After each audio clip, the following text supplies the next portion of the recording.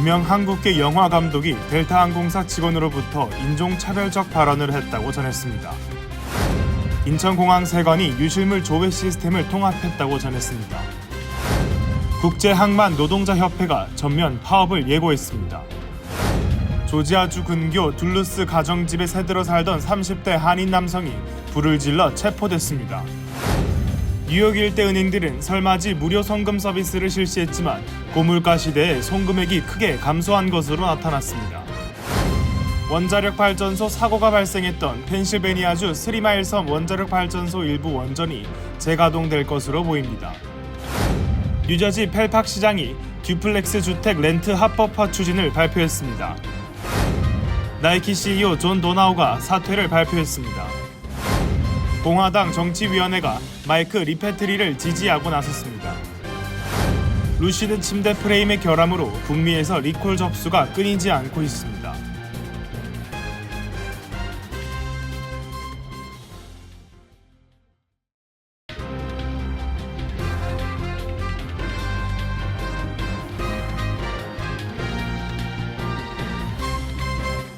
안녕하십니까?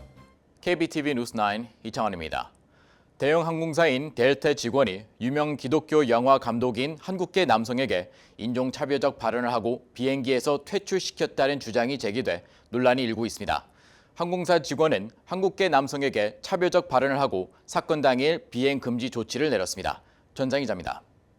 매체에 따르면 지난 3월 28일 뉴욕 라과디아 공항에서 휴스턴행 델타 항공기에 아내 수잔과 함께 탑승하려던 티모시 체이 감독이 인종차별적 비방과 함께 기내에서 퇴출 조치를 받아 항공사를 상대로 소송을 제기했습니다.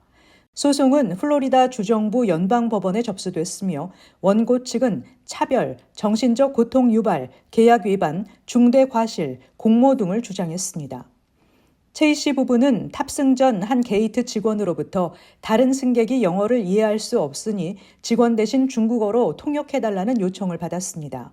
체이 감독은 직원의 통역 요청에 한국 일본계 혼혈이라 중국어를 하지 못한다고 답했습니다. 그러자 직원은 아시아계인 체이 감독의 외모를 언급하며 어떻게 중국어를 못하느냐고 되물었습니다. 소장에 따르면 원고 측은 인종적 배경을 밝히자 이 직원은 매우 짜증을 내고 화가 난 태도를 보였다고 밝혔습니다. 또 1등석에 앉은 최희 씨 부부는 뒷자리에 앉아있던 승객이 들고 온 첼로 때문에 좌석을 뒤로 젖힐 수 없었습니다. 최희 씨 부부는 항공 측에 대체 좌석을 요구했습니다. 소장에 따르면 이때 체이 감독의 외모를 언급했던 직원이 다시 와서 매우 비이성적이며 분노와 증오에 찬 어조로 비난했다는 것입니다. 다른 승무원이 개입해 체이 씨 부부에게 좌석을 변경해 주겠다고 제안했지만 문제 직원이 다시 와서 탑승 금지를 통보하며 비행기에서 내릴 것을 요구했다는 것입니다.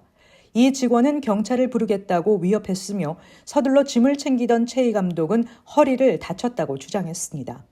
소장에 따르면 델타항공 측은 체이 씨 부부에게 사건 당일 비행 금지 조치를 내렸으며 이로 인해 영화 관련 행사 참석도 취소됐고 이후 여러 행사도 기피하게 돼 박스오피스 수익에도 악영향을 미쳤다고 전했습니다. 티모시 체이 감독은 기독교 신앙과 가치관을 중심으로 한 영화를 감독 및 제작해 널리 알려진 인물입니다. 인기 스포츠 드라마 슬래머 자마, 영화 나잇과 골리앗, 더 아일랜드 등을 흥행시켰으며 최근에는 더 파이어링 스쿼드를 제작해 주목받고 있습니다. 이번 소송과 관련해 델타 항공 측은 공식 입장을 내놓지 않고 있습니다. 델타 항공은 지난 2017년에 오버부킹을 이유로 2살짜리 유아를 비롯한 한인 일가족의 탑승을 거부해 소셜미디어에서 논란이 일어난 바 있습니다. KBTV 뉴스 전상입니다. 인천공항세관은 일원화된 유실물 조회 시스템을 구축하고 운영을 시작했다고 밝혔습니다. 이에 따라 앞으로 한국 방문 시 공항이나 항만에서 물건을 분실할 경우 러스 111로 연락하면 됩니다. 전상 기자입니다. 한국세관은 전국 공항과 항만 보안구역 내에서 발생한 유실물을 여행자가 바로 찾을 수 있도록 관세청 분실물 조회 시스템과 경찰청 유실물 통합 포털 시스템을 통합해 일원화된 유실물 조회 시스템을 구축 운영하기 시작했다고 밝혔습니다.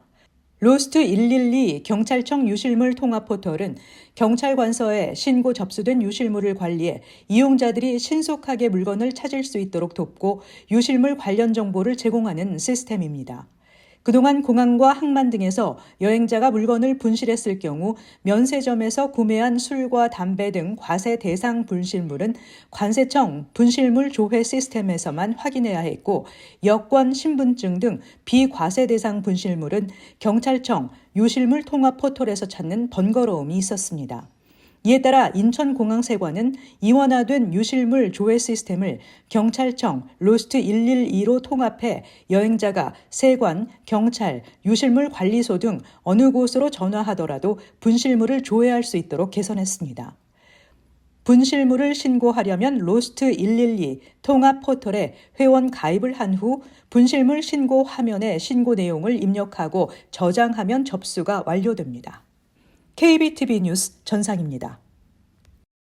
미 동부 지역 최대 항만 노조가 1977년 이후 첫 파업을 예고한 가운데 항만 관리 회사들이 긴장하고 있습니다.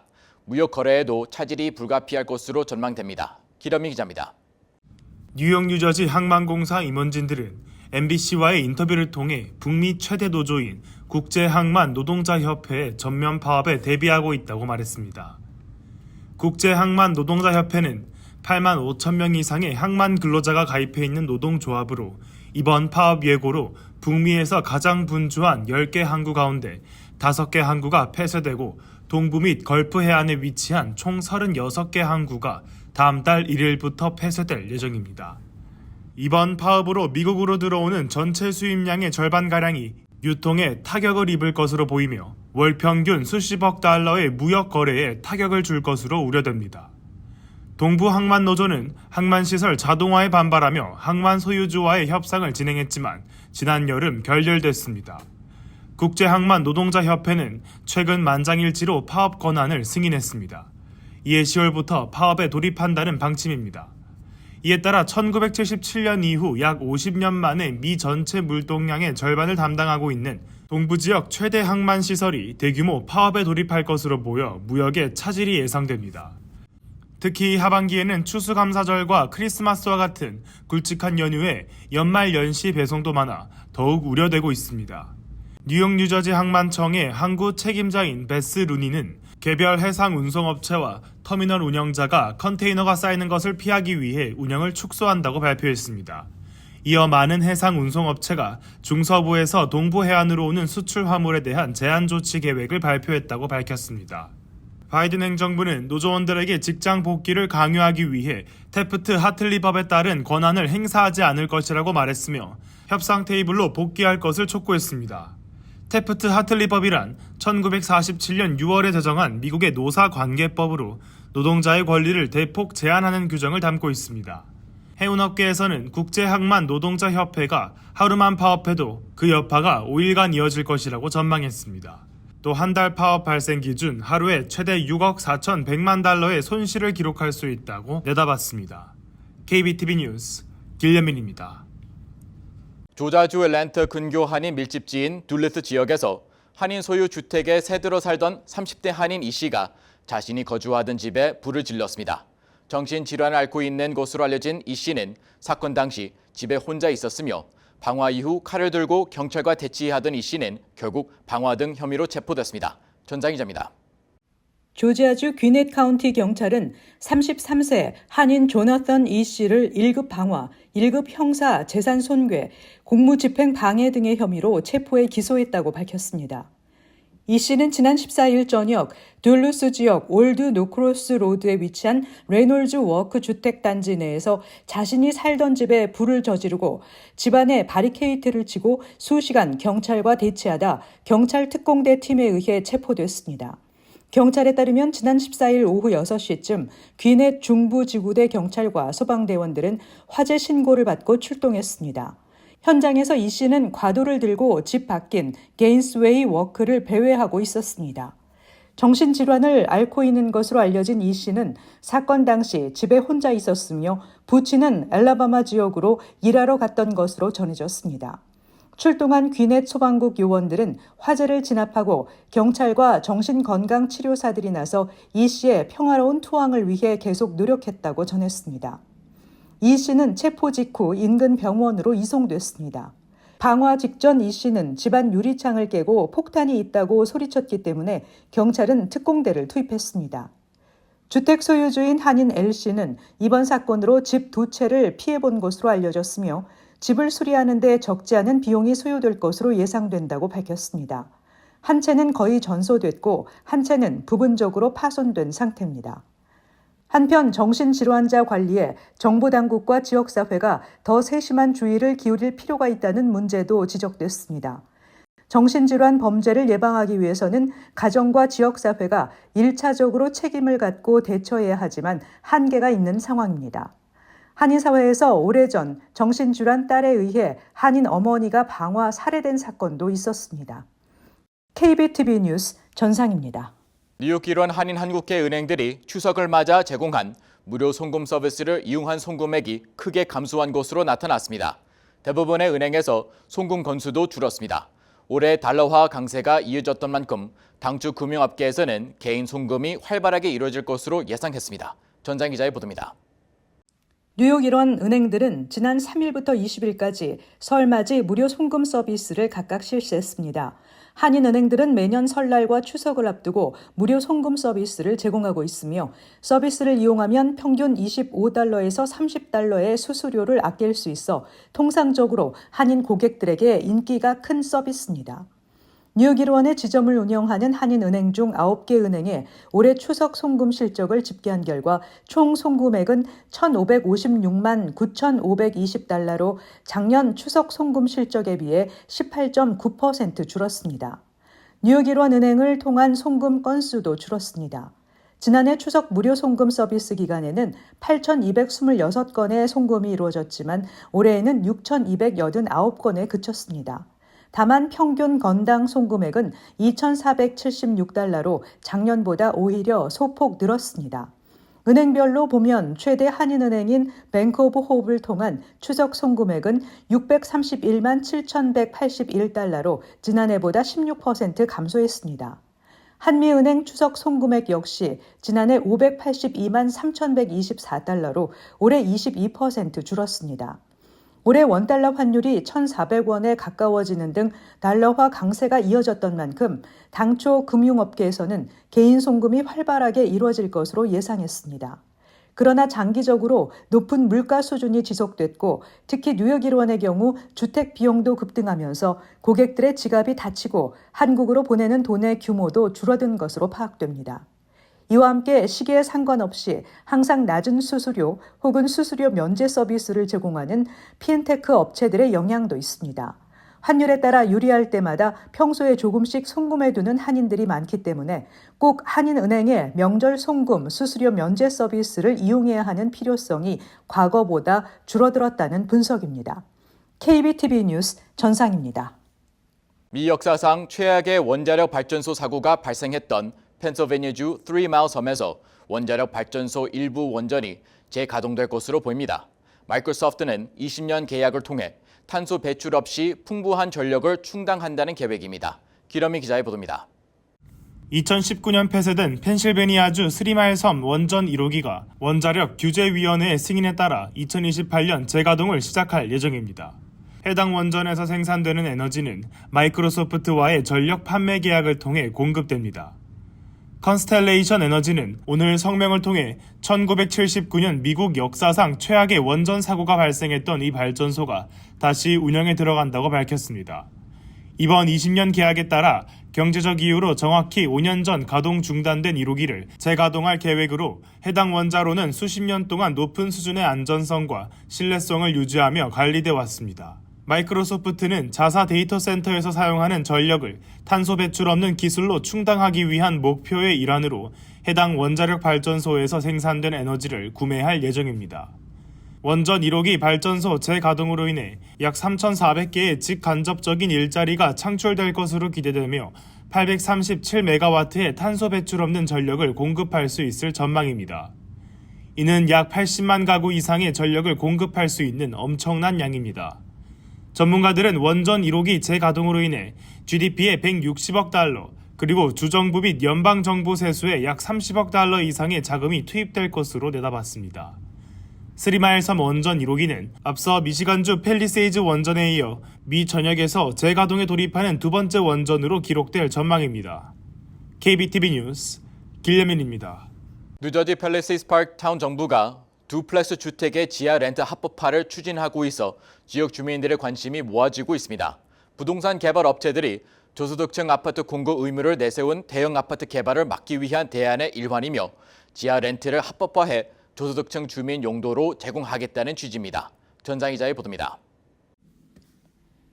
폴 김 팰리세이즈 파크 시장은 저소득층 주택 공급을 위해 듀플렉스 주택 지하 렌트를 허용하는 방안을 추진 중으로 오는 23일 열리는 팰리세이즈 파크 타운 의회 정기회의에서 해당 방안을 설명하고 입법 절차에 들어갈 것이라고 밝혔습니다. 김 시장은 듀플렉스 주택의 경우 현재 소방 안전 규정 등의 이유로 지하를 렌트하는 것은 허용되지 않고 있지만 그럼에도 많은 주택 지하가 세입자들에게 임대되고 있는 것이 공공연한 현실이라고 밝혔습니다. 또 주 법에 따라 각 타운별로 저소득층 아파트가 의무적으로 공급돼야 하지만 팰리세이즈 파크에서는 저소득층 아파트로 지정된 주택이 부족하다며 문제 해결을 위해 현재 음성적으로 이루어지고 있는 듀플렉스 주택 지하 렌트를 허용하고 이를 저소득층 거주용으로 지정하는 방안을 적극 검토하고 있다고 설명했습니다. 그는 듀플렉스 주택 소유주의 경우 렌트 수입을 합법적으로 올릴 수 있고 세입자는 안심하고 렌트 계약을 맺고 거주할 수 있는 이점이 있다고 말했습니다. 다만 이 같은 조치가 저소득층 주택 공급을 목적으로 하는 만큼 타운 정부는 임대 가격을 조정하는 렌트 컨트롤 방식을 도입할 것으로 전망됩니다. 김 시장은 듀플렉스 주택 지하 렌트 합법화를 적극 추진하게 된 것은 현재 저소득층 아파트 공급 의무를 명목으로 다세대 아파트 건설을 허용해야 한다는 부동산 개발업자들의 소송이 잇따르고 있기 때문이라고 밝혔습니다. 현재 펠팍에는 다수의 다세대 아파트가 있지만 저소득층 유닛을 할당한 곳은 거의 없는 것으로 알려졌습니다. 이에 대해 김 시장은 과거 행정부가 아파트 개발을 허용하면서 일부 유닛을 저소득층을 위해 할당할 것을 요구했어야 했는데 그렇지 않았다고 전했습니다. 이 때문에 팰리세이즈 파크는 실질적으로 전체 주민 중 저소득층 비율이 적지 않음에도 법적으로는 저소득층 아파트가 부족한 문제에 빠져 있다며 이를 구실로 대형 아파트 건축을 원하는 개발업자들이 타운 정부를 상대로 잇따라 소송을 제기하고 있는 상황입니다. KBTV 뉴스 전상입니다. 나이키의 수장 CEO 존 다너호가 경영 일선에서 물러나고 최고 경영자가 전격 교체됩니다. 나이키 이사회는 다음 달 14일 나이키의 새로운 수장으로 엘리엇 힐이 임명될 것이라고 밝혔습니다. 기라미 기자의 보도입니다. 세계 최대 스포츠 브랜드인 나이키의 최고 경영자 존 도나호가 자리에서 물러나고 회사의 베테랑으로 평가받는 엘리엇 힐이 그 후임으로 나섭니다. 도나호 대표는 2020년 1월부터 24년이 넘도록 나이키의 최고 경영자로 재직해왔으며 10월 13일부로 퇴임할 예정입니다. 그는 CEO직을 내려놓은 뒤에도 내년 1월 말까지 고문으로 남아 회사를 지원한다는 계획입니다. 나이키의 새로운 수장으로 부임할 엘리엇 힐은 나이키에서 32년간 근무하며 나이키와 조던 브랜드의 광고와 마케팅을 총괄한 베테랑으로 2020년 은퇴한 바 있습니다. 마크 파커 나이키 이사회 의장은 엘리엇을 다시 나이키에서 맡게 돼 기쁘다며 엘리엇은 글로벌 전문성과 리더십 스타일 그리고 나이키 산업에 대한 깊은 이해를 가지고 있는 인물로 나이키를 이끌 적임자라고 설명했습니다. 최근 나이키는 소비자 직판 전략으로 전환하며 재구조화를 진행하고 있지만 선보였던 혁신적인 운동화를 충분히 출시하지 못했다는 지적과 함께 실적 부진에 시달려왔습니다. 도나호가 CEO로 재임하는 동안 나이키의 연간 매출은 2019 회계연도 391억 달러에서 2024 회계연도 514억 달러로 성장하기도 했습니다. 엘리엇 힐은 나이키로 돌아오는 데 대해 나이키는 언제나 내 삶의 핵심적인 일부였으며 나이키를 더욱 밝은 미래로 이끌 준비가 되어 있다고 밝혔습니다. KBTV 뉴스 길레민입니다. 주요 공화당 정치위원회가 뉴욕 연방하원의원 제3선거구에 출마하는 밀레니얼 세대 마이클 리패트리를 지지하고 나섰습니다. 리패트리 전 뉴욕주 하원의원은 11월 본선에 톰 스와즈 의원과 정면 대결을 펼치게 됩니다. 최슈 기자입니다. 주요 공화당 정치위원회가 밀레니얼 세대 공화당 도전자인 마이크 리페트리를 지지해 뉴욕 하원 의원 선거에서 민주당 톰 수오즈 의원을 무너뜨리려 하고 있습니다. 전국 공화당 하원 의원 선거운동위원회는 금요일 리페트리를 영건즈 프로그램에 추가했습니다. 이는 이 경선이 우선순위가 될 것임을 나타냅니다. NRCC에 따르면 영건즈 프로그램에 추가될 시 후보자들이 자금을 모으는 것이 더 쉬워지는데 이는 공화당 기부자들이 이 경선이 경쟁적이고 승리 가능성이 있다고 인식하기 때문입니다. 리페트리는 뉴욕에서 주목받는 하원 제3선거구에서 수오즈 의원과 정면 대결을 펼치게 됩니다. 이 선거구는 뉴욕주에서 가장 부유한 선거구로 나소 카운티의 북쪽 해안과 퀸즈와 인접한 일부 지역을 포함하고 있습니다. 공화당은 수오지가 잡기 쉬운 상태라고 주장하며 유권자들이 꾸준히 이민과 경제를 민주당이 해결하지 못한 주요 문제로 꼽고 있습니다. 이번 경선에서 유력하다고 평가한 수오지 캠프는 공화당 라이벌 마지 필립을 간신히 제치고 산토스를 대신했음에도 별다른 동요를 보이지 않고 있습니다. KBTV 뉴스 최시우입니다. 유명 침대 브랜드 루시드의 침대 프레임의 결함으로 북미에서 대략 13만 8천 개의 제품이 리콜됐습니다. 이는 소비자들이 사용 중에 생길지 모르는 잠재적 위험 때문인데요. 기러미 기자가 알아봤습니다. 아마존, 웨이페어, 월마트와 같은 대형 매장에서 판매되던 루시드 플랫폼 침대가 미국과 캐나다에서 전국적으로 수거되었습니다. 약 13만 8천 개의 제품이 무너지고 부서질 수 있어 부상을 야기할 수 있기 때문에 유타 CVB 수입회사는 루시드 터프트 헤드보드 플랫폼 침대를 리콜하고 있다고 전했습니다. 미국 소비자제품안전위원회와 헬스 캐나다에 따르면 현재까지 245건의 사고가 미국 전역에 발생했고 타박상과 멍과 같은 경미한 부상은 18건에 해당된다고 전했습니다. 추가로 11개의 제품 불량에 대한 신고가 접수되었다고 알렸습니다. 침대 브랜드 루시드에 따르면 리콜은 2019년에서 2021년 사이에 제조된 모델을 사용한 소비자들에게 해당된다고 밝혔습니다. 해당 모델과 제품을 쓰고 있는 소비자들은 즉시 사용을 중지하고 루시드 측에 연락해 침대 프레임 무료 교체에 대해 문의할 것을 촉구했습니다. KBTV 뉴스 길현민입니다. 뉴저지 주정부가 일정 소득 이하 주민을 대상으로 최대 $4,000까지 전기차 구입 보조금을 지급하는 차지업 플러스 프로그램 신청 접수를 시작했습니다. 지난 7월 시작된 2024-2025 회계년도의 경우 권장 소비자 가격이 $55,000 이하인 전기 차량을 구입 또는 리스할 경우 $2,000의 보조금을 받을 수 있습니다. 여기에 올 회계년도부터 소득이 낮은 주민 대상으로 전기차 구입 보조금이 2배 늘어난 $4,000까지 지급하는 차지업 플러스를 새롭게 시행하는 것입니다. 이 소득 기반 전기차 구입 보조금 프로그램은 연소득이 개인 $75,000, 부부 합산 $150,000 이하이면 수혜 자격이 주어집니다. 메트로폴리탄 교통공사가 오는 2029년까지 5개년 장기 프로젝트 계획을 발표하며 $684억 규모의 사업이 진행될 것이라고 밝혔습니다. 연방장애인법을 지키기 위해 주 전역 60개 역의 접근성을 개선하고 새 열차 2,000량을 구매하는 등 대중교통 시스템을 개선한다는 내용입니다. 캐시 호컬 뉴욕 주지사가 지난 6월 돌연 교통 혼잡료를 무기한 연기한 데 따라 MTA는 예산안에 구멍이 났다는 주장도 지속하고 있습니다. MTA는 JP 모건이 수행한 제3자 평가를 근거로 들며 연간 $230억 투자돼야 경쟁력을 갖출 수 있을 것이라고 주장했습니다. MTA는 2040년까지 탄소 배출도 8.5% 줄이겠다고 공언하고 있습니다. 프레디 맥에 따르면 30년 고정금리 주택담보대출의 평균 금리는 6.09%로 1주 전과 비교해 0.11%포인트 하락했습니다. 이는 지난해 2월 이후 1년 7개월 만에 가장 낮은 수준입니다.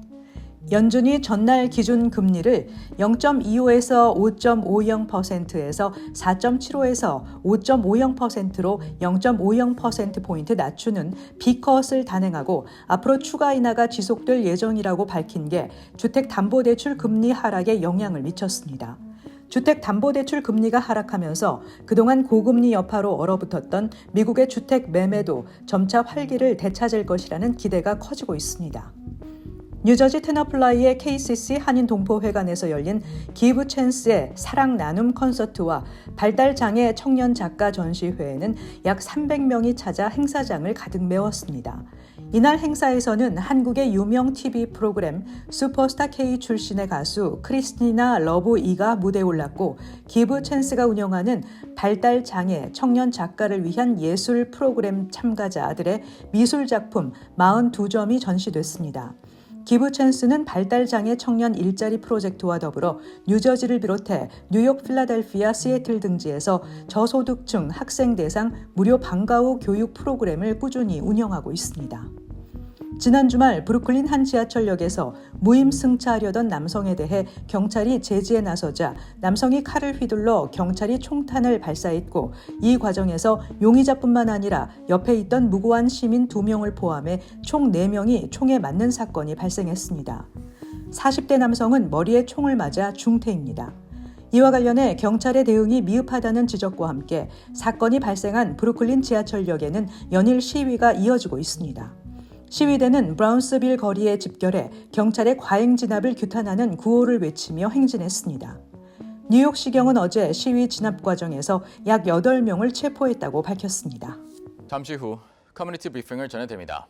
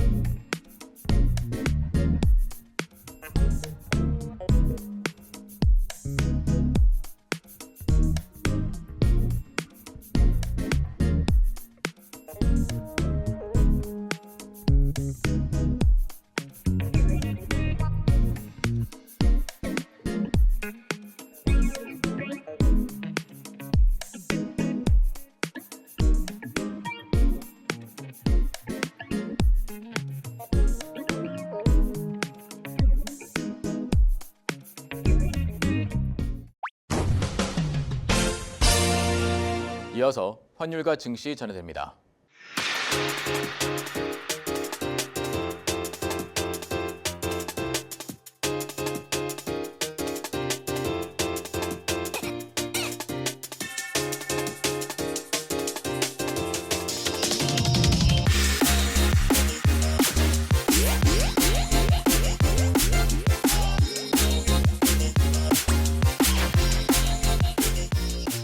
잠시 후 뉴욕과 뉴저지 날씨 전해드립니다.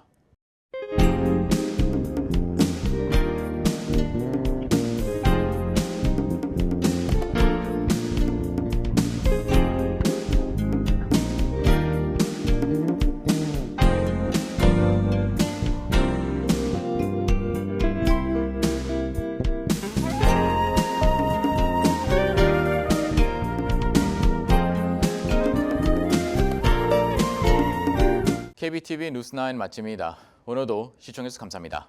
편안한 밤 보내시 바랍니다.